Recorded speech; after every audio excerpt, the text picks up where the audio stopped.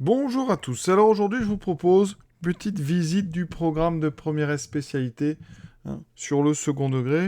On va faire un résumé de tout ce qu'il faut savoir, tout ce qui apparaît au programme officiel.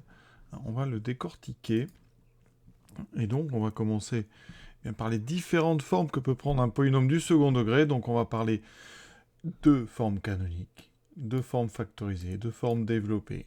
Tout ça, ça va nous amener à la résolution d'une équation du second degré, à la factorisation d'un polynôme du second degré, au signe d'une fonction polynôme du second degré, et ensuite à la représentation donc par une parabole avec son sommet, axe de symétrie.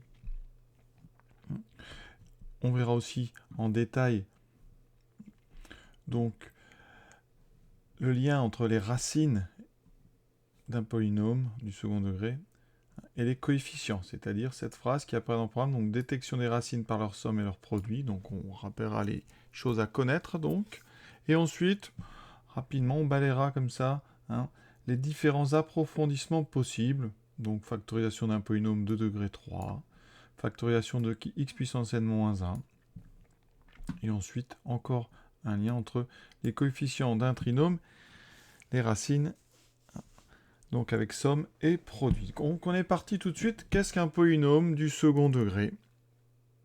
Un polynôme du second degré, ou trinôme du second degré, c'est une expression qu'on peut mettre sous la forme ax carré plus bx plus c avec, et c'est très important, a différents de 0. Donc dans tout ce cours, a est différent de 0. A, c'est le coefficient de x carré. D'accord? Et donc, pour avoir du x carré, eh bien, il faut que a soit non nul, parce que si a est égal à 0, il nous resterait bx plus c, et donc ça ne serait plus un polynôme dit du second degré. Le degré d'un polynôme, c'est l'exposant le plus grand qui apparaît une fois qu'on a développé. Par exemple, si vous avez x4 plus 2x3 plus 1, ça c'est un polynôme de degré 4. D'accord? Et cette forme, elle s'appelle la forme développée. D'accord? Forme développée. D'accord? On a développé, on a même ici ordonné et réduit.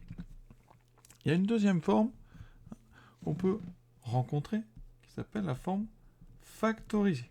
Factorisée, ça contient le mot facteur, on est sur la factorisation. On a donc notre polynôme qui se présente comme un produit. Alors ici, ça sera un produit, par exemple, 2 fois x moins 1 fois x plus 4. Vous avez 3 facteurs, on a donc une forme qu'on appelle factorisée. Donc, une forme factorisée, eh bien, on peut en avoir de plusieurs formes. Vous avez celle-là, vous pouvez aussi avoir, par exemple, x plus 3 qui est au carré. Voilà, ça c'est deux types de formes qu'on pourra rencontrer. Deux facteurs ici différents et ici deux facteurs identiques, donc on aura une forme avec un carré. Le coefficient devant peut être positif ou négatif, vous pouvez par exemple avoir moins 3 fois x plus 3 au carré, ça dépendra des cas. Et entre les deux, on a une autre forme, qu'on appelle la forme canonique. Forme canonique, alors, tous les polynômes du second degré ont une forme canonique. Par contre, ils n'ont pas tous une forme factorisée, ça on le verra justement. Et nous, on va apprendre à déterminer dans quel cas eh bien, un polynôme du second degré peut se factoriser. Et on apprendra à trouver sa forme canonique. Parce que ça, on sait qu'une forme canonique, ça va être sous la forme a multiplié par x moins un nombre qu'on appellera alpha, plus un deuxième nombre bêta. Donc, on a toujours a différent de 0, et ici, alpha et bêta sont deux réels. Donc ça, c'est une forme canonique. Elle a une caractéristique par rapport aux autres, c'est que le x, vous voyez, la variable, n'apparaît qu'une fois. Ça, c'est très pratique. Donc, forme canonique, le x n'apparaît qu'une fois. Forme développée, on a donc des termes, des plus, des moins, voilà. Et forme factorisée, on est en produit de 2 ou 3 facteurs. La première chose que je vais vous apprendre à faire, et on va même faire la démonstration, c'est passer de la forme développée à la forme canonique. C'est une démonstration qui est au programme. Et donc, on va partir de x2 plus bx plus c. Alors pour ça, je vais avoir besoin que vous connaissiez bien vos identitaires marquables. Et notamment, alors je vais l'écrire avec des lettres différentes de A et B, parce qu'il y a des A et B partout sinon. Je vous rappelle, par exemple, comment est-ce qu'on développe? Donc grand A plus grand B au carré. Grand A plus grand B au carré, c'est A2 plus 2A fois B, ce qu'on appelle le double produit, plus B carré. Et on a la même qui va nous servir, A moins B au carré, c'est A carré, moins 2AB, plus b carré. Voilà. Vous allez voir, ça va beaucoup nous servir. Alors, la première étape, étape numéro 1, on va factoriser notre trinôme par a. Donc a multiplié par, ici, x2 plus, donc quand on factorise par un nombre, on divise tous les termes par ce nombre. Donc ici, j'aurai b sur a fois x plus c sur a. Je peux factoriser par a parce qu'il est non nul. Voilà. La deuxième chose, c'est que je vais mettre en évidence les deux premiers termes que j'ai dans ma parenthèse, c'est-à-dire le x2 et le plus b sur a x. Voilà. Ça, c'est le début d'un carré. Je vais tout de suite vous donner le carré, parce que normalement vous l'avez vu. C'est le début de x plus b sur 2a au carré. Effectivement, si j'applique mes identités remarquables, notamment la première, j'aurai quoi? x2 plus 2 fois donc b sur 2a fois x plus b sur 2a au carré. 2 fois b sur 2a, les deux se simplifient. Vous voyez, il me reste b sur x. Donc, ce que j'ai écrit en jaune ici, c'est exactement le début. Je vais le remettre en jaune ici. Oui. C'est le début. C'est x2 plus b sur a x. Mais, j'ai un troisième terme ici que je n'ai pas fait apparaître. B carré sur, donc, on met au carré. Une fraction au carré, tout est au carré. Donc, le 2a est au carré, ce qui fait 4a carré. Ça veut dire que je peux remplacer cette expression jaune par, eh bien, donc x2 plus b sur a x. Je vais mettre ça de l'autre côté par soustraction. C'est en fait donc x plus b sur 2a au carré moins b carré sur 4a carré. Donc je le fais tout de suite. Ça fait a multiplié par donc x plus b sur 2a au carré moins b carré sur 4a carré plus c sur a. Alors évidemment que c'est compliqué parce que c'est que des lettres et quand en début de première, on n'est pas forcément habitué à ce genre de choses. En général, dans les cours, l'écran de parenthèse, eh bien, on met plutôt des crochets. Donc, vous avez dû rencontrer plutôt ce genre de choses. Alors, qu'est-ce qu'on va faire dans les crochets? Eh bien, d'abord, on laisse notre carré. Voilà. Ensuite, on va ici mettre au même dénominateur. Ça, c'est difficile, parce qu'on a encore un dénominateur avec des lettres. C'est littéral, donc un petit peu de travail, voilà, qu'on n'a pas l'habitude forcément de faire en seconde. Donc, on a moins 4b carré sur 4a carré, et on a ce plus c sur a. Donc, ce c sur a, qu'est-ce que je vais en faire? Eh bien, je vais le multiplier en haut et en bas par quoi? Eh bien, il me faut un 4 déjà, donc je multiplie en haut et en bas par 4. Ensuite, j'ai a carré, donc je vais multiplier en haut et en bas par a. Ça me fera donc ici a carré, et ici c fois a. Alors, on écrira plutôt que d'écrire c fois a, on va mettre dans l'ordre alphabétique, on va écrire a fois c. Et ensuite, on va essayer de garder ce moins. C'est là un petit peu que ça complique pour certains élèves. Donc ici, vous voyez, pour l'instant, on en est à moins b carré sur 4a carré. Et moi, je vais mettre un deuxième moins ici. Ça veut dire que là, au lieu d'avoir moins 4ac sur 4a carré, je vais avoir moins 4ac sur 4a carré. Voilà. Et on va, eh bien ici, factoriser par ce moins. Et ça donne ceci. Et c'est là que certains ont un petit peu de mal. On obtient a. Ici, toujours mon carré, lui, il ne va pas bouger. Moins, et on va mettre tout ça sous une seule fraction. Je mets des parenthèses pour bien mettre en évidence. Ça fera b carré. Et vous voyez, il y a un moins ici. Donc, moins 4ac sur 4a2. Et normalement, si vous avez bien écouté en cours, vous avez reconnu déjà quelque chose de célèbre là-dedans. C'est b carré moins 4ac. Ça, on va le noter delta.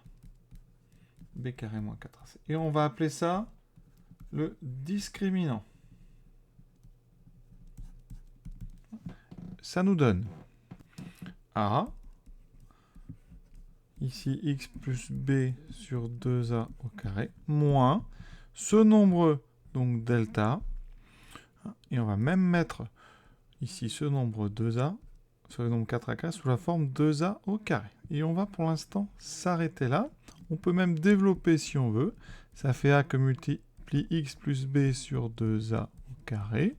Ensuite, alors, si on développe, eh bien, j'aurai donc moins a fois delta sur 2a carré. Il me restera donc en haut delta. Et en bas, comme j'ai 4a carré, je simplifie par a, ça me fait donc 4a. Donc voilà ce qu'on obtient. Qu'est-ce qu'on vient de montrer? plein de choses. Mais d'abord pour notre forme canonique. On vient d'abord de démontrer l'existence de la forme canonique, quel que soit ABC avec A non nul. Effectivement, en posant alpha égale, alors là vous avez un plus.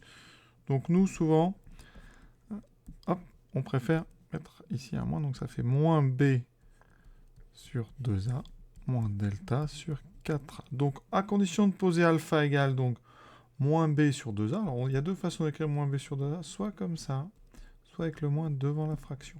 Voilà. Et on pose bêta égale donc moins delta sur 4a, et bien avec ça, on vient bien de montrer que ax2 plus bx plus c peut s'écrire a que multiplie x moins alpha au carré plus un nombre bêta. Voilà. Et nous, on ne va pas apprendre le bêta, cette formule, on ne va pas l'apprendre, moins delta sur 4a. On va apprendre par contre la formule de alpha, donc je vais la noter, elle est très très importante. Donc alpha, c'est moins b sur 2a. Moins b sur 2a. Ça, on va le retenir, c'est très très très important. Alors, la formule de alpha, on l'apprend. Moins b sur 2a, c'est du par cœur. Par contre, le moins delta sur 4a, on ne l'apprend pas. Pourquoi? Alors, appelons f de x donc mon trinôme. Qu'est-ce qu'on remarque? Eh bien, essayez de calculer f de alpha. Si on regarde f de alpha, ça fait f de moins b sur 2a. D'accord? Ce qui donne a que multiplie, je remplace dans ma forme canonique, moins b sur 2a plus b sur 2a au carré, moins delta sur 4a, et le carré vaut 0. En fait, alpha, c'est la valeur qui annule le terme carré dans notre forme canonique. Et donc, le moins delta sur 4a, c'est tout simplement donc f de alpha. Ça veut dire que pour calculer donc notre bêta ici, eh bien, on va juste calculer l'image de alpha. Donc on ne passe pas par cette formule moins delta sur 4a. Je vais vous montrer ça tout de suite par des exemples. Et donc vous allez retenir la propriété suivante, c'est que f de x égale ax2 plus bx plus c peut s'écrire a que multiple x moins alpha au carré plus bêta avec donc alpha égale moins b sur 2a et bêta qui est l'image donc de alpha. Exemple simple. Donc je prends f de x égale 2x carré plus 4x plus 3. Voilà. J'ai donc a qui vaut 2, b qui vaut 4, c qui vaut 3. Combien vaut alpha? Alpha vaut moins b, donc moins 4 sur 2a, donc sur 2 fois 2, 4. Ça vaut moins 1. Je calcule l'image de moins 1, donc je remplace x par moins 1. 2 fois moins 1 au carré, ça fait 2. 4 fois moins 1, ça fait moins 4 plus 3. Il me reste 1. Conclusion, bien vous savez que f de x peut s'écrire 2 fois x, donc moins alpha, donc moins 1, plus l'image de moins 1, c'est-à-dire plus 1. Donc ça s'écrit 2 fois x plus 1 au carré plus 1. Voilà comment on peut obtenir très rapidement la forme canonique. Alors il y a d'autres façons de le faire, en refaisant la même démonstration que j'ai faite. Je vous le fais, regardez. Ici, on factorise f de x par 2, donc on part de f de x, on le factorise par 2, ça fait 2x2 plus 2x. D'accord? On va même laisser le 3 en dehors de tout ça. Et x carré plus 2x, c'est le début d'un carré. Donc ça pose un petit peu de problème aux élèves, mais x carré plus 2x, c'est le début de x plus 1 au carré. Mais quand on développe x plus 1 au carré, on a un troisième terme qui est plus 1, donc il faut faire moins 1. Et en développant ça, vous obtenez directement 2 fois x plus 1 au carré, donc plus 1. Ça fait moins 2 plus 3, il reste plus 1. Donc vous voyez qu'on peut l'obtenir de différentes façons. Mais on peut l'obtenir à chaque fois avec les formules donc ici qu'on vient d'apprendre. Donc alpha égale moins b sur 2a, et bêta, c'est l'image de alpha. Ensuite, qu'est-ce qu'on peut faire encore avec cette forme canonique? Eh bien la courbe. On sait que la courbe qui a x, de la fonction qui a x associe x carré, cette courbe-là, c'est ce qu'on appelle la fonction donc carré. Voilà, et bien sa courbe, cette fonction, eh bien sa courbe, c'est une parabole. D'accord, une parabole. Donc, vous la connaissez en nom, on sait tracer, c'est une forme comme ceci, d'accord? Eh bien, il se trouve qu'avec la forme canonique, eh bien, on peut déduire très vite que, eh bien, la courbe de f est une parabole, d'accord, dont le sommet, eh bien, justement, étant alpha, bêta. C'est-à-dire que les coordonnées de votre sommet, c'est x égale alpha, y égale bêta, dont le sommet, S, a pour coordonnées, donc, alpha, bêta. Et ensuite, en fonction du signe de A, votre parabole elle est vers le haut, comme celle de la fonction carré, ou orientée vers le bas, comme celle de la fonction moins x carré. La fonction donc, qui a x associé moins x carré, elle a une courbe qui est une parabole qu'on appelle inversée. D'accord? Et le sommet est l'origine. Et donc, en fonction de alpha, vous serez dans la forme de parabole orientée vers le haut, ou, si alpha est négatif, une parabole orientée vers le bas. Donc ici, si A est positif, on est comme ceci, avec un sommet ici, donc en S. Et si A est négatif, une parabole inversée de sommet S, dont les coordonnées sont alpha et bêta. Donc vous voyez qu'avec cette forme canonique, c'est-à-dire avec les valeurs de alpha et bêta et le signe de A, on peut déjà avoir beaucoup de choses sur la forme de la courbe. Son sommet donc, et ça va nous donner des informations sur les variations de f. Et donc, il y a deux cas. Si A est positif, alors, votre trinôme, donc f de x, va avoir des variations qui seront donc, alors la courbe, je vous l'ai dit, c'est une parabole qui est orientée vers le haut de sommet S, donc on a une fonction décroissante, croissante, dont le sommet donc a pour abscisse alpha, c'est-à-dire moins b sur 2a, et pour ordonnée f de alpha, donc le fameux bêta. Ensuite, si a est négatif, eh bien votre fonction a des variations qui seront donc inversées, c'est-à-dire croissantes d'abord et décroissantes ensuite, mais toujours pour x égale alpha, et le sommet est en bêta. Donc, ici, quand la parabole est orientée vers le haut, c'est-à-dire qu'elle est positif, on a un minimum. Bêta, ici, c'est le minimum. Je voulais l'écrire en bleu. D'accord? Et si elle est orientée vers le haut, bêta est un maximum. Donc, bêta, c'est ce qu'on appelle l'extrémum de notre fonction. Donc, si A est positif, c'est un minimum. Si A est négatif, c'est un maximum.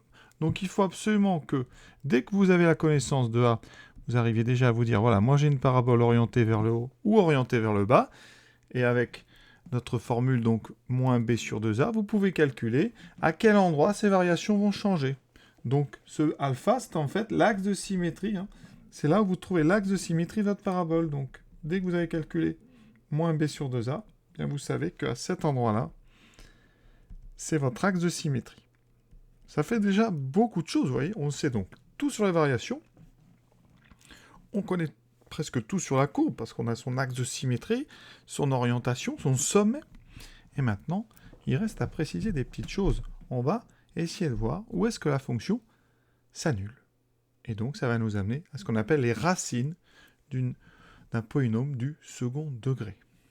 Alors, j'aime bien illustrer, donc avant d'aller plus loin, et de parler de ces racines, on va quand même regarder sur deux exemples ce que je viens de dire. Alors, on peut vous donner, par exemple, 2x2 plus 8x plus 11, voilà. Dans ce cas-là, vous dites a égale 2, b égale 8, c égale 11. Première chose, déjà, a, il est positif. Ça, c'est très important. Ça veut dire que quand vous allez imaginer la courbe de cette fonction, c'est donc une parabole qui est orientée vers le haut. Ça, on le sait. Et on va essayer de trouver justement bien son axe de symétrie et son sommet. Donc là, eh bien, on fait tout de suite notre formule. Moins b sur 2a. Moins b, ça fait moins 8. Sur 2 fois 2, 4. Moins 8 sur 4, ça fait moins 2. Donc notre sommet ici a pour abscisse moins 2. Ça veut dire que l'axe de symétrie, c'est en moins 2. Bêta, c'est donc l'image de moins 2. Donc on calcule f de moins 2. 2 fois moins 2 au carré, ça fait 2 fois 4, donc 8. 2 fois, donc moins 2 fois 8, ça fait moins 16. Plus 11, on est donc à 19 moins 16, ça fait 3. Donc bêta égale 3. Conclusion, notre sommet a pour coordonnées, donc moins 2 et 3. Regardons sur GeoGebra, vous voyez, 2x2 plus 8x plus 11. Donc parabole, elle est bien vers le haut. Son sommet, moins 2, 3. Donc je ne vous ai pas menti, il est là. D'accord. Et ensuite, vous voyez, on a une fonction qui est décroissante jusqu'à moins 2. L'axe de symétrie, je vais vous le montrer. X égale moins 2. Donc je trace la droite d'équation x égale moins 2. La voici. Et vous voyez bien qu'on voit donc cette belle symétrie. Voilà. Donc la parabole est symétrique par rapport à cette droite. Et la fonction est donc décroissante, croissante. Donc une fois qu'on a ça, eh bien, on peut directement donner deux choses. D'abord, vous pouvez donner la forme canonique. Donc on va l'écrire, cette forme canonique. Elle vaut donc alors a fois x moins alpha au carré plus donc bêta. On a dit que a valait 2. X moins 2, donc x plus 2, on a souvent des plus ici, plus bêta, et j'ai trouvé 3. Donc voilà comment on aurait pu écrire finalement f de x. Ça, c'est donc ce qu'on appelle sa forme canonique. Son tableau de variation, mais au fait, c'est un petit tableau qui est très court. On sait que la parabole est orientée vers le haut, donc on a décroissant, croissant. Ça va changer en moins 2, et ici d'ordonnée 3. Donc voilà pour l'instant tout ce qu'on peut dire quasiment instantanément sur notre fonction, juste avec la recherche de alpha et de bêta. Autre exemple, je vais prendre moins 3, comme ça je prends un négatif. Ensuite, on va prendre plus 6x plus 4. Voilà. Donc a égale moins 3, b égale 6, c égale 4. Je cherche donc déjà, première remarque, a est négatif. Donc ça veut dire que j'ai une parabole qui est inversée. Alpha vaut moins b sur 2a, donc moins 6 sur 2 fois moins 3, donc moins 6 sur moins 6, ça fait 1. Bêta, ça sera donc l'image de 1. Donc la somme des coefficients à moins 3, plus 6, plus 4, ça fait 7. Ça veut dire qu'ici, votre parabole, son sommet, il est en 1, 7. Donc si vous avez un petit repère, par exemple, un 7, vous savez qu'on est en 1. Je vais mettre 7 ici. Voilà, elle est comme ceci, mais elle est inversée. Vous pouvez remarquer d'ailleurs, en regardant, en remplaçant x par 0, f de 0 vaut 4. Donc elle va passer à peu près par là. Donc ça vous permet comme ça très vite. Vous avez donc son axe de symétrie. Et vous avez comme ça une parabole qui ressemblera à ça. Bon, elle est un peu moins pointue, c'est pas très beau. Alors après, qu'est-ce qu'on fait de tout ça? Mais vous pouvez donc écrire, si on vous demande la forme canonique, donc moins 3 fois x moins alpha, donc x moins 1, cette fois-ci on a bien une soustraction, plus bêta plus 7. Voilà. Et vous pouvez donner les variations. Donc f de x, 1, on voit qu'elle est croissante, décroissante, ça c'est la parabole, comme ça vous en rappelez.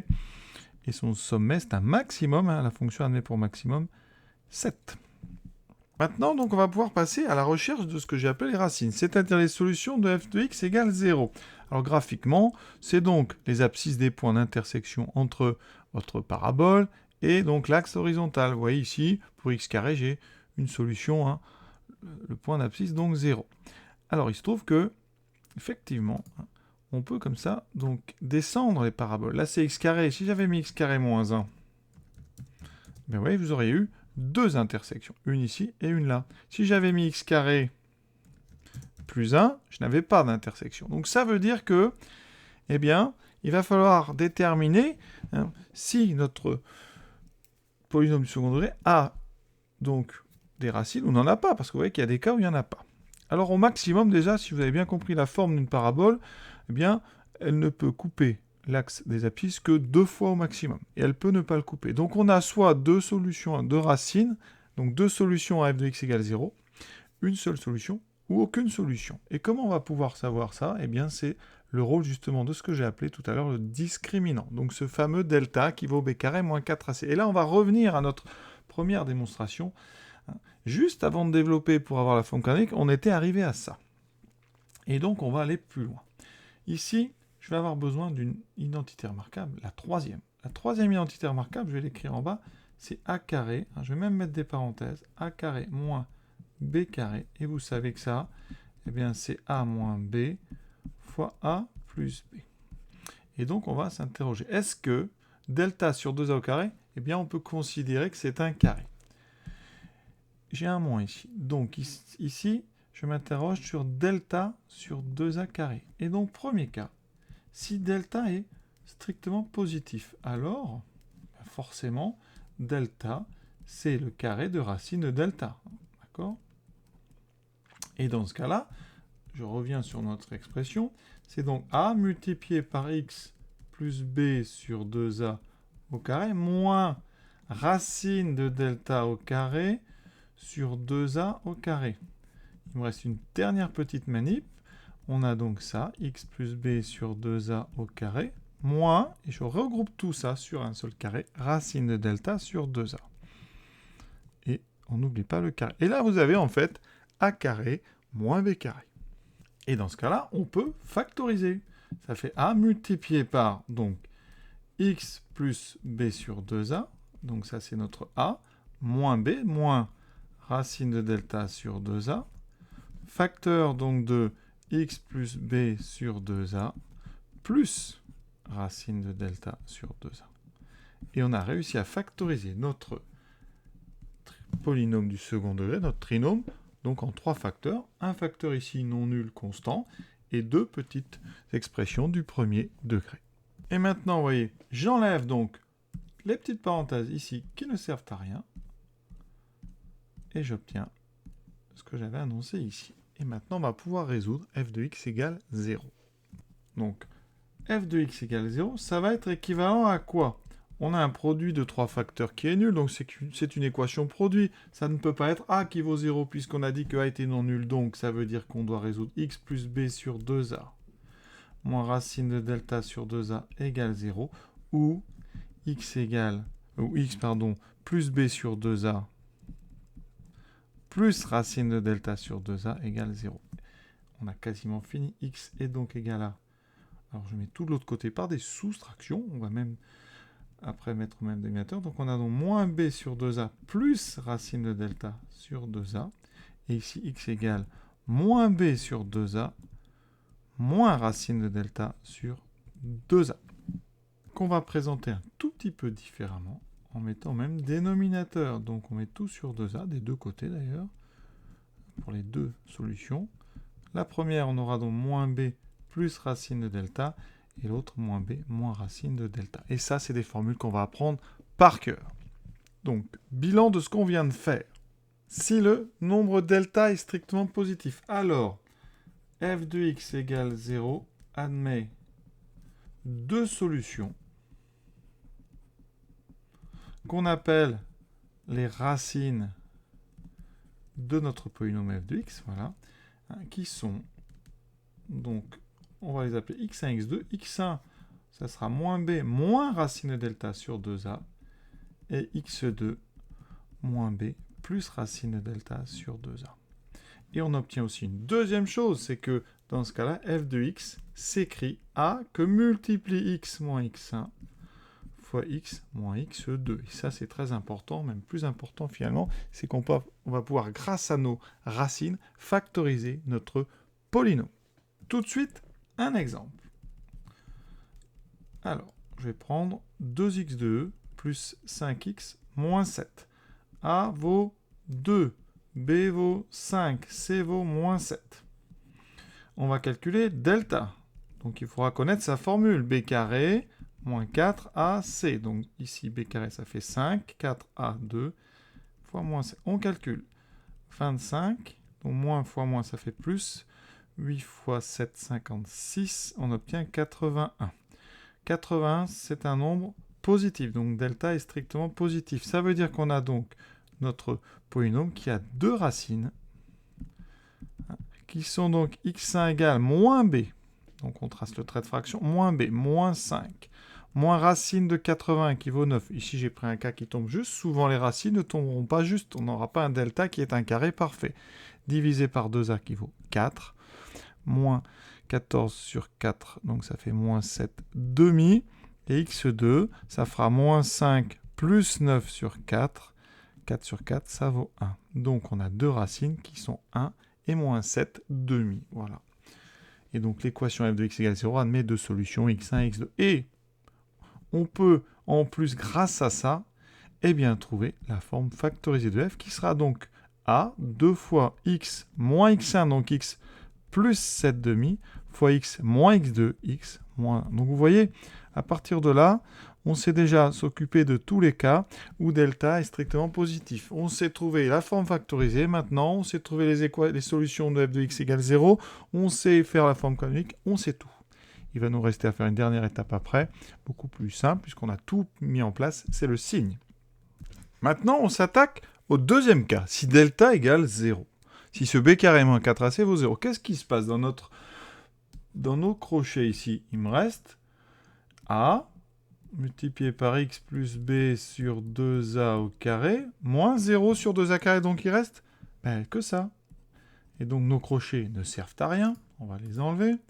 Et vous avez en fait devant vous déjà une forme factorisée. Ça veut dire qu'ici, on a déjà la forme factorisée. Ça se factorise sous forme donc d'un carré multiplié par le nombre a. Ensuite, si on cherche à résoudre f de x égale 0, on a un produit, le nombre a fois x plus b sur 2a au carré. Et dans ces cas-là, un carré vaut 0. Donc déjà, c'est pas a qui vaut 0. C'est donc le carré qui vaut 0. Un carré, je vous rappelle simplement, sans aller très loin, que c'est 2 fois le même nombre qu'on multiplie. Donc si le carré vaut 0, c'est que x plus b sur 2a vaut 0. On peut résoudre ça autrement, mais ça marche très bien comme ça. Donc on a x égale moins b sur 2a. Et là, ça c'est très intéressant, parce qu'on retrouve notre nombre alpha. Et donc, si delta est égal à 0, alors, ce qu'on appelle la racine, f de x a une unique racine qui est alpha. Donc f de x égale 0 a une unique solution qui est justement le nombre alpha égale à moins b sur 2a. Et ce nombre, on appelle donc, c'est la racine de f de x. D'accord? Et on dit souvent la racine double pour insister sur le fait que dans la factorisation, vous avez un carré. Et donc, tout de suite, on fait un exemple. Alors, je vais prendre comme exemple 2x2 plus 4x plus 2. Donc, a égale 2, b égale 4, c égale 2. Delta vaut donc b carré moins 4ac. Donc, b carré 4, moins 4ac, 4 fois 4, 16, moins 4 fois 4, 16. On trouve bien 0. Donc, j'ai une racine qu'on appelle double, et qui sera donc, alors on peut l'appeler x1, on peut aussi l'appeler alpha, moins b sur 2a, donc moins 4 sur 2 fois 2, 4, et ici on trouve moins 1. Ça veut dire aussi que f de x s'écrit donc a, c'est-à-dire 2 fois x moins moins 1, donc x plus 1, au carré. Donc dès que delta égale 0, c'est que vous avez en fait une identité remarquable, donc a plus b au carré ou a moins b au carré, fois le nombre a. Et vous avez donc une unique racine qui est moins 1. Vous voyez, c'est quand même très pratique. Et ce nombre delta, il est en train de nous permettre de faire la différence entre les cas. Vous voyez, quand delta est positif, strictement, on a 2 racines. Quand delta égale 0, on a une racine double. Et donc, il va permettre de discriminer, de faire des différences. Et il nous reste, vous avez compris, un dernier cas. Si delta est strictement négatif, qu'est-ce qui se passe? Qu'est-ce qui se passe si delta est strictement négatif? Ce qu'on peut remarquer, c'est dans ce cas-là, c'est que delta sur 2a carré est strictement négatif. Et donc, moins delta sur 2a carré, c'est un nombre strictement positif. Quand on ajoute x plus b sur 2a au carré à tout ça, donc vous ajoutez à un nombre positif, vous ajoutez x plus b sur 2a au carré, qui est positif ou nul. D'accord, j'aurais dû le mettre peut-être avant. X plus b sur 2a au carré est supérieur ou égal à 0. Donc, ici, je vais le mettre à côté. Quand on ajoute les deux, vous ajoutez un nombre supérieur ou égal à 0 à un nombre strictement positif. Donc, la somme des deux, elle est forcément strictement positive. Donc, ça veut dire que ce qui est entre crochets ne peut jamais faire 0.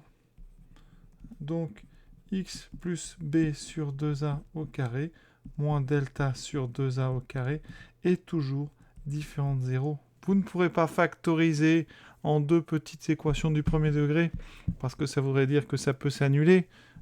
Et donc, dans ce cas-là, quand delta est strictement négatif, on a déjà terminé. Dans ce cas-là, f n'a pas de racine.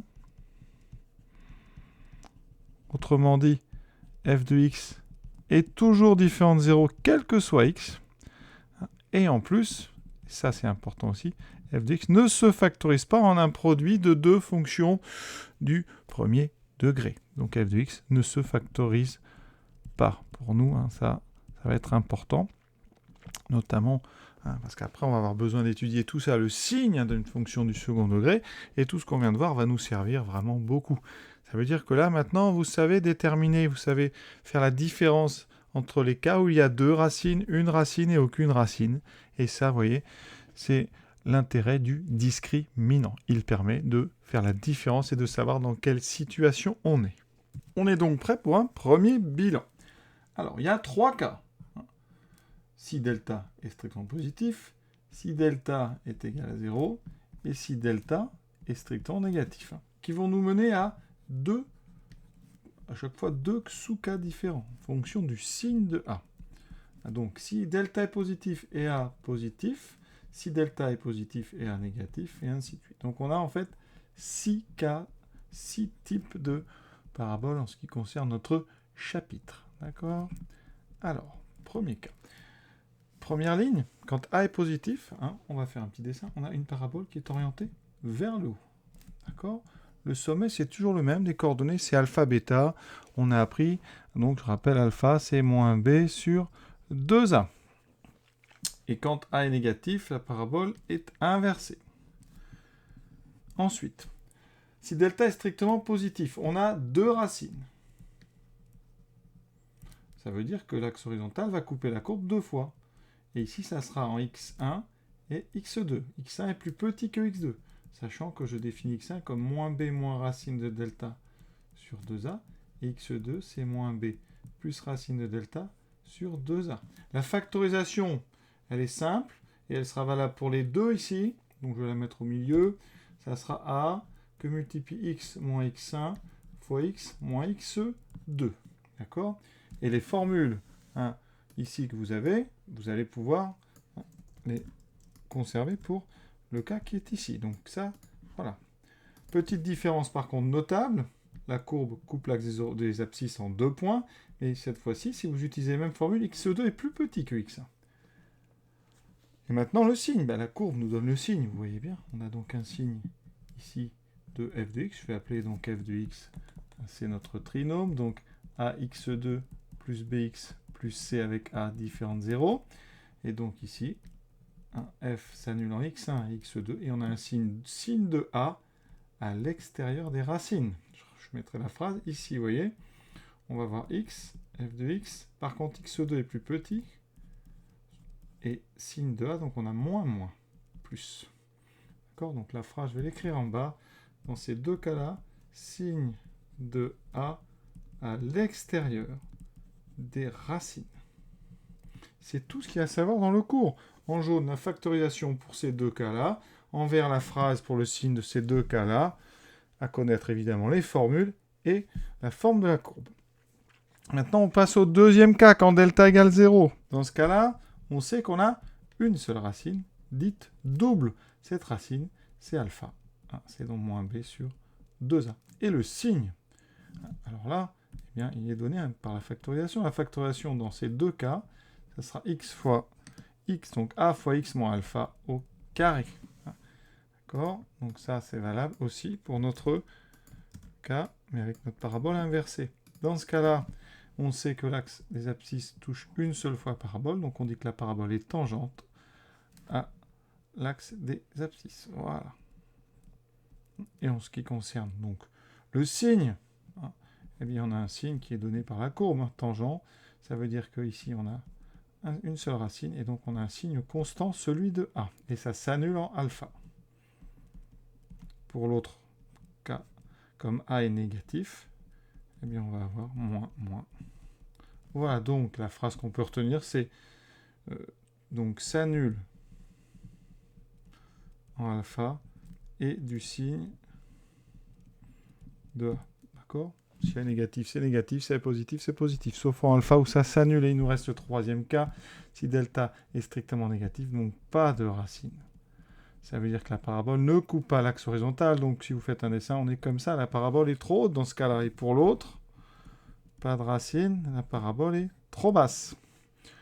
La factorisation, ben là, il n'y en a pas.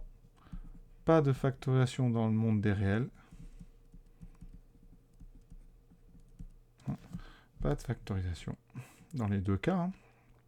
Et en ce qui concerne le signe, ben là, une phrase plus simple, c'est toujours du signe de A. Donc strictement du signe de A. Donc là-haut, ben, on est toujours positif. Hein. Donc c'est un tableau en général qu'on fait plutôt à l'aide d'une phrase. On dit F est strictement positif. Et pour le deuxième cas, ben, F est strictement négatif. Donc il n'y a qu'un seul moins. Donc voilà tout ce qu'on a dit. Les factorisations, les tableaux de signes, les racines, tout ça, il faut connaître absolument par cœur. Alors les petites choses à savoir, par exemple, ici quand on a des coefficients qui sont tous par exemple multiples de 4. Ça peut être multiple de 5, multiple de 10, voilà 4 fois x2 fois 8x plus 16. Eh bien un conseil avant de calculer delta, factoriser au maximum. Ici, si je factorise, on aura 4 fois x2 plus 2x plus 4. Et en fait, il faut savoir que, eh bien, quand on factorise ici par une constante non nulle, eh bien, ici, si ça, j'appelle ça g de x, eh bien, f et g ont les mêmes racines. La factorisation ne change pas. En plus, si vous factorisez par un nombre positif, ici, ça veut dire que f et g, en plus, auront le même signe. Donc, le tableau de signes sera le même. Donc, c'est très intéressant. Vous voyez bien que pour g de x, les coefficients, c'est a égale 1, b égale 2, c égale 4. Donc delta, c'est b carré moins 4ac. Vous voyez qu'on a un delta ici qui va faire 2, 1, 4. Donc ça fait 4 moins 16. Ça fait moins 12, c'est négatif, donc pas de racine. Voilà. Pas de racine. Ensuite, a est positif, donc le signe, c'est toujours strictement positif. Par exemple, vous voyez, on a gagné du temps. Sinon, on aurait fait un delta avec a égale 4, b égale 8, c égale 16. Il aurait été un petit peu plus gros. Ça reste faisable, mais ici, vous gagnez beaucoup de temps. Autre exemple, avec des nombres beaucoup plus gros. Si on vous met par exemple 1000 x2 plus 2000 x plus, on va dire 1000 par exemple. Allez, on va prendre des cas. Vous avez tout intérêt à factoriser par 1000. Je ne vais pas mettre 1000 parce que c'est un petit peu trop facile. Je vais mettre moins 1000. Voilà, ici, ça donnait x carré plus x plus 1. Là, je préfère, voilà, pas des cas trop particuliers. Vous obtenez ceci, vous voyez. Et en fait, eh bien, je vais chercher les racines de x2 plus de x moins 1. Donc au lieu d'avoir a égale 1000, b égale 2000, c égale moins 1000, vous voyez, j'ai juste a égale 1, b égale 2, c égale moins 1. Donc un delta qui est, eh bien, dit 1 million de fois plus petit. Ici, ça fait donc 2, 1, moins 1, 4 et 4, 8. Donc on a deux racines. x1, moins b, donc moins 2, moins racine de 8 sur 2. Alors 8, c'est 2 fois 4, donc on va pouvoir sortir. Et 8, c'est 2 racines de 2. Ouais. Et après, on apprend, ça fait moins 1, moins racine de 2. Et x2, ça fera moins 1 plus racine de 2. Et vous voyez tout l'intérêt. Si j'avais fait directement delta, j'avais a égale 1 million, 1000, pardon, b égale 2000, c égale moins 1000. Donc, j'aurais eu un delta qui aurait été, vous voyez, 1000 au carré, moins 4, non, pardon, b carré, j'ai des bêtises, 2000 au carré, moins 4 fois 1000, fois moins 1000. Vous voyez, on a des milliards, là, des millions. Donc, c'est très intéressant de factoriser par un coefficient entier quand vous pouvez le faire. On regarde une deuxième fois le programme. Alors, qu'est-ce qu'on a fait pour l'instant? Donc, on a bien parlé de forme factorisée, des racines, je vous ai dit ce que c'était, on a étudié le signe. Alors, on n'a pas fait encore somme et produit des racines, on va voir. Forme canonique, on a fait. Résolution d'une équation, on a fait avec le signe et le discriminant. C'est bon. Donc, avec ce que je vous ai dit, étudier le signe, c'est fait. Alors, ensuite, factoriser une fonction polynôme que je vous ai donnée.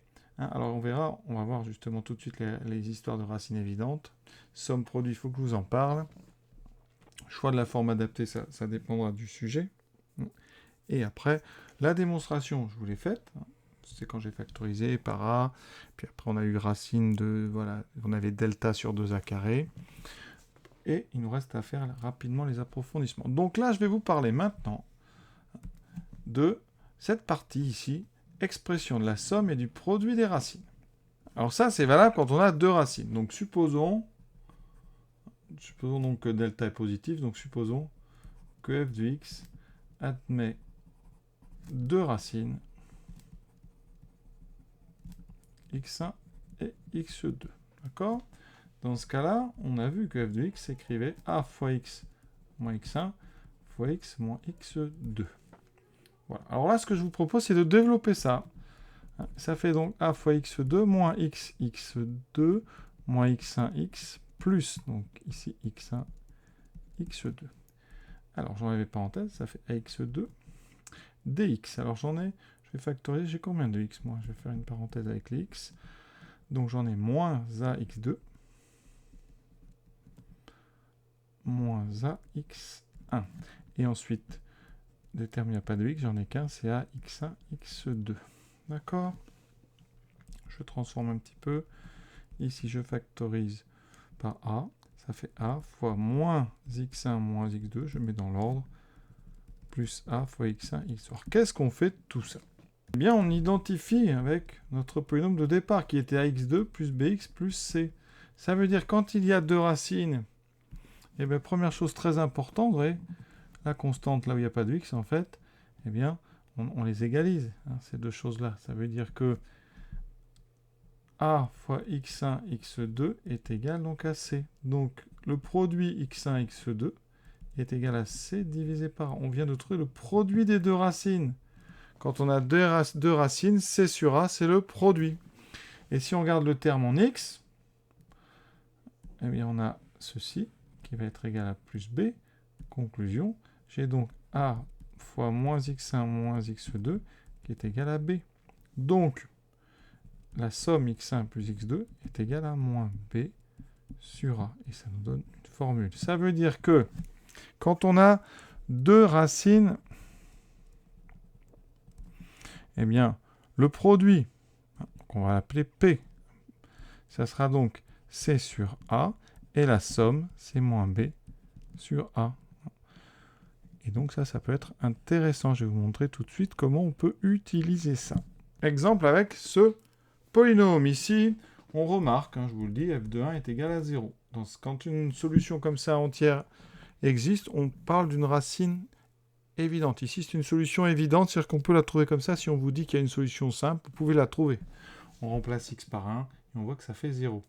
Alors, ça veut dire qu'ici, supposons que x2 est donc la deuxième racine, on en a trouvé une deuxième racine, eh bien ça veut dire que le produit, donc le produit 1 fois x2, donc le produit des deux racines, doit faire c sur a. Mais c, c'est moins 7, donc ça doit faire moins 7 sur a qui vaut 3. Donc ici, grâce à ça, vous venez de trouver x2.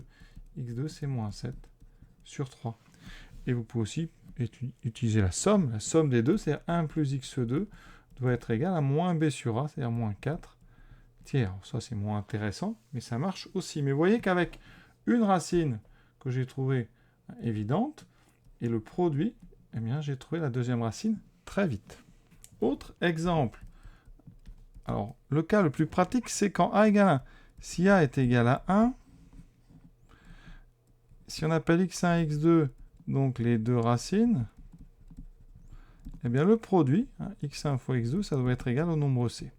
Et la somme, ça doit être égal au nombre moins b. Ça veut dire qu'ici, si je prends x2 plus 4x moins 5, alors j'ai encore pris une racine simple, j'ai pris 1, bien vous remarquez que, eh bien, moins 5, c'est le produit des deux racines moins 5, ça sera donc x1 fois x2. Donc si on doit chercher des racines évidentes, il faudra chercher dans les diviseurs de moins 5, vous voyez. Ça, c'est très utile. Donc là, je vais chercher 1, je vais chercher moins 5, je vais chercher 5, par exemple. Donc ici, vous voyez, bon, j'ai choisi 1, donc ça va. Mais j'aurais pu tester, par exemple, moins 5. Effectivement, vous voyez que ça marche pour moins 5.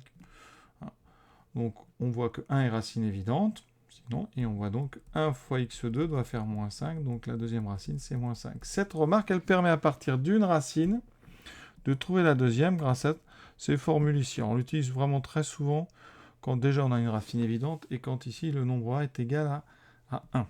Alors personnellement, moi je m'en sers pour trouver au tableau, en direct, des polynômes qui ont des racines entières. C'est-à-dire que je choisis.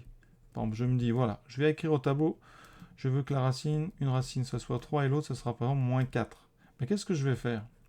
Eh bien, je vais écrire ça directement au tableau, x2. Ensuite, je vais faire la somme.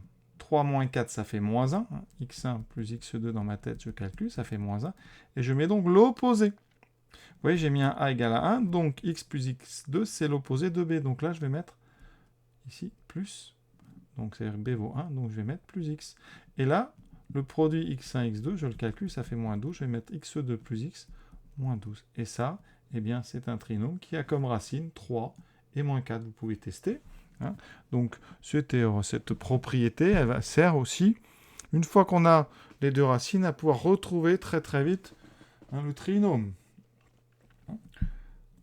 Autre utilisation, on peut vous demander de résoudre un système du type x plus y égale 4 et x fois y égale, je ne sais pas moi, 5. Dans ce cas-là, on sait que x, y, c'est les solutions de x2 moins 4x plus 5. D'accord, c'est un trinôme. Donc il faut calculer delta et trouver les racines. En trouvant les racines de ce trinôme, vous aurez trouvé les solutions de ce système, parce qu'on vous a donné la somme et le produit. Donc vous utilisez la propriété. Autre exemple, c'est vraiment pour gagner un petit peu de temps des fois. On vous donne ça, on vous dit, voilà, il y a des racines évidentes. Eh bien, on va chercher dans les diviseurs de 21. Donc on essaye 3, par exemple. On essaye 7, on essaye moins 3, on essaye moins 7. Et là, on voit que 3 marche. Hein, parce que 9 au carré plus 21, ça fait 30. Moins 30, ça fait bien 0. Donc, ça veut dire que 3 est racine. Et la deuxième, forcément, parce que le produit des deux va faire 21. Mais 3 et 7 sont les racines. D'accord ? Et ça, c'est très intéressant, parce que quand vous avez les racines, vous pouvez directement donner la factorisation. Ça fait x moins 3 fois x moins 7. Vous voyez, on gagne un temps fou quand on sait un petit peu comme ça trouver des racines évidentes. Alors, il n'y a pas toujours des racines évidentes, bien sûr, mais en général, dans les sujets, c'est souvent des racines évidentes. Et puis, c'est pour tester votre capacité, justement, à trouver des racines.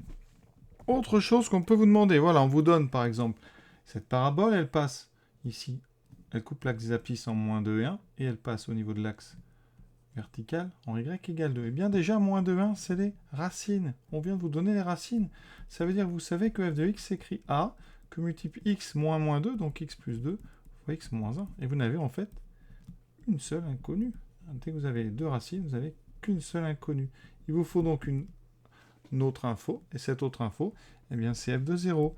f de 0, on vous dit que c'est égal à 2. Donc par exemple, vous allez remplacer ici x par 0, et ça vous donnera 2, donc ça veut dire qu'ici, f de 0 égale 2, ça fait a fois 2 fois moins 1 égale 2, donc a moins a égale à 1, a égale moins 1. Donc le trinôme que vous cherchez, c'est donc moins x plus 2 fois x moins 1. Vous voyez, il s'annule bien en moins 2 et 1, et en 0, ça vaut bien 2. Donc on a utilisé de façon vraiment optimale les informations. Ici, les deux racines qui servent à factoriser. Et une fois qu'on a ça, il nous reste à trouver le coefficient 1 et on l'utilise on le trouve avec la dernière information.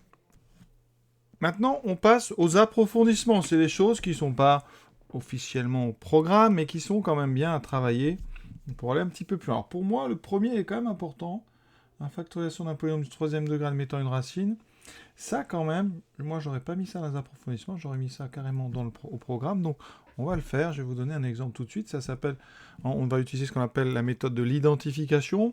Il y a plein de vidéos là-dessus, vous trouverez facilement.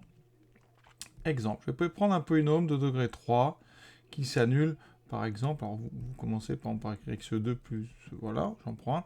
Et je vais tout faire pour qu'il s'annule, par exemple, en 2. Alors, ici, ça fait 8 et 4, 12 et 2, 14, donc je mets moins 14. Voilà, vous remarquez, hein, ici, j'ai donc un polynôme de degré 3 qui s'annule en 2. Ça veut dire que f de 2 est égal à 0. Et bien, quand un polynôme, d'ailleurs même de degré 4, 5 ou plus, quand un polynôme s'annule en 2, eh bien, on peut le factoriser par x-2. Ça veut dire qu'ici, eh bien, il existe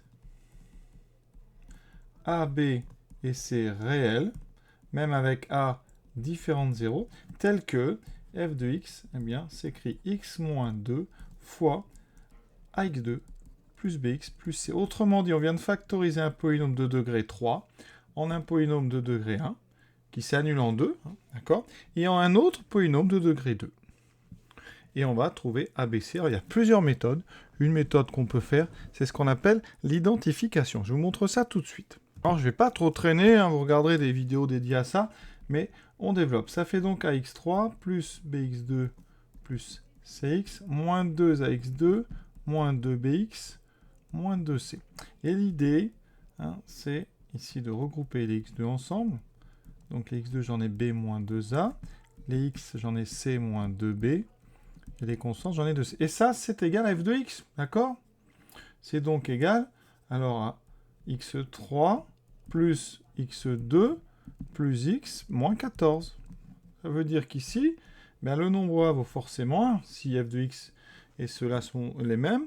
Ensuite, ici, ça veut dire que le nombre b moins 2a, il vaut 1, le coefficient de x2 dans f de x. c moins 2b vaut 1. Et ici, bien, moins 2c vaut 14. Alors, qu'est-ce qu'on en déduit très très vite? Donc, je vous ai dit a égale 1. Ici, moins 2c égale 14, donc c vaut 7. Il reste à trouver b. Alors, vous choisissez l'un des deux. Si ça... b moins 2a doit donc être égal à 1. c moins 2b est égal à 1. On remplace c et a par 1 et 7, et on trouve b. Hein, donc, vous voyez la deuxième, ça fera b égale 1 plus 2a, donc b égale 3. Si vous prenez l'autre, c égale donc 1 plus 2b. Pardon, c'est l'inverse, c'est b que je veux. Hein, donc, moins 2b est égal à 1 moins c, on vérifie, ça fait moins 6 égale moins 6, c'est parfait. Donc, ça veut dire que ça fait x moins 2 fois, donc a égale 1. b égale, je vous ai dit 3. Et c égale 7. Donc vous venez de factoriser un polynôme de degré 3 en un polynôme de degré 1 et un polynôme de degré 2. Et après, le reste, eh bien avec ça, on peut faire un tableau de signes, puisqu'on sait étudier du second degré. Donc voilà comment on factorise un polynôme du degré 3 par la méthode dite de l'identification. Je l'écris. Si ça vous intéresse, vous cherchez sur Internet, il y a plein de vidéos là-dessus. Identification. Sinon, je crois que dans le PDF, j'en ai fait une dizaine, il y en a plein. Donc voilà. Autre méthode d'ailleurs, je vais vous montrer une deuxième façon de factoriser par x-2. Alors on est dans les approfondissements là, vraiment, on fait un petit peu ce qui nous plaît. Donc ici, on va faire ce qu'on a fait une division euclidienne. Donc j'écris comme si je faisais une division classique. Je sais qu'on peut factoriser par x-2 parce que 2 est racine. Et donc je dis voilà, dans x cube, combien de fois x? Donc x2, d'accord? Donc après je fais x2 fois x, donc x3. x2 fois moins 2, moins 2x. Et je fais comme une division classique. Je fais la soustraction.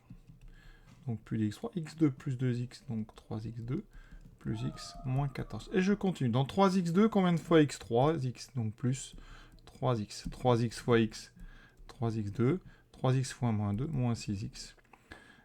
On fait encore la soustraction. Il reste donc 7x moins 14. Et si vous avez bien fait votre travail, ici vous obtenez un multiple de x moins 2. Effectivement, dans 7x moins 14, c'est 7 fois x moins 2. Donc là, on va mettre plus 7. Et vous voyez qu'ici, j'ai trouvé la même chose que tout à l'heure. Cette méthode, elle s'appelle la division euclidienne.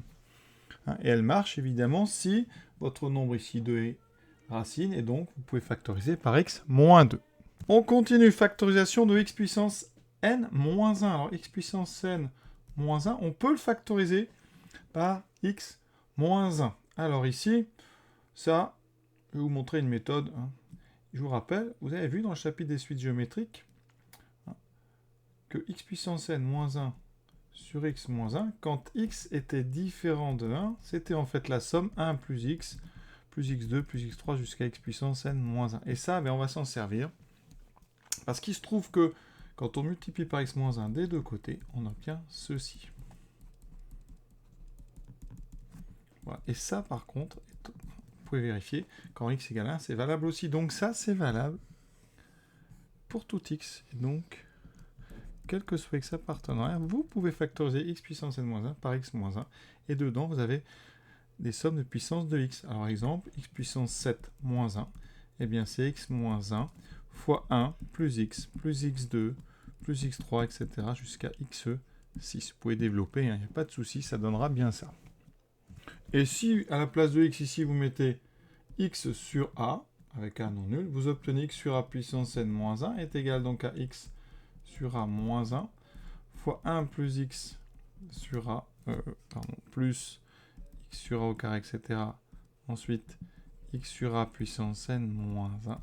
Il vous reste, en fait, à multiplier tout par a puissance n et vous obtenez xn moins an égale donc x moins a facteur 2 et je multiplie donc ici tout ça et ça donnera a puissance n moins 1 plus a puissance n moins 2x etc. Hein, la puissance de A diminue, la puissance de x augmente jusqu'au dernier, qui sera donc plus x puissance n moins 1. Voilà, donc exemple, si vous faites x4 moins, donc moins 2 puissance 4, vous obtiendrez x moins 2 facteur 2. Ici, donc, 2 au cube, ça fait 8, plus 2 au carré 4 fois x, plus 2 tout seul fois x carré, plus x au cube. Vous pouvez développer, ça donne bien ce qu'il faut. Voilà, je vous ai déjà parlé du dernier point, donc voilà ce qu'on propose comme approfondissement au programme donc de première. Il y a deux choses qu'on peut faire aussi, ce qu'on appelle des équations bicarrées. Ces équations, vous avez du x4 et du x2. Par exemple, x4, x puissance 4 fois 3x puissance 2, ici, moins 4. Par exemple. Si on veut résoudre ça égale 0, eh bien on fait ce qu'on appelle un changement de variable. On pose petit x égale grand x2, et on arrive à une équation qui sera petit x2 plus 3 petit x moins 4. On résout cette équation avec delta. On trouve, je vous le dis, x égale 1 ou x égale, bougez pas, ça donne x égale 1 ou x égale moins 4. Et ensuite, eh bien ça c'est petit x. On sait que grand x au carré, ça fait petit x, donc ça veut dire que grand x carré vaut 1 ou grand x carré vaut moins 4. Grand x carré ne peut pas faire moins 4, c'est impossible. Et ici, vous avez grand x2 qui vaut 1. On trouve grand x égale moins 1 ou grand x égale 1. Ça s'appelle des équations bicarrées. Pareil, vous regardez soit dans mon livret, soit sur Internet, vous tapez équation bicarrée et vous trouverez toutes sortes de choses. Et dernier point que vous pouvez aussi avoir en cours, c'est des équations avec des paramètres. C'est-à-dire que vous avez x carré, par exemple, plus mx plus 1. Et on vous dit, voilà, quelles sont les valeurs de m pour qu'il y ait, par exemple, pour qu'il y ait 2 racines. Voilà. Et m est censé donc être un réel. On considère ça, ça s'appelle un paramètre. Il faut le considérer dans les calculs comme une constante. Donc par exemple ici, vous aurez un trinôme qui a des coefficients a égale 1, b égale m, et c égale 1. Donc quand on calcule delta, on aura b carré moins 4 ac, donc j'aurai m au carré moins 4. Et donc après, ben, j'en viens.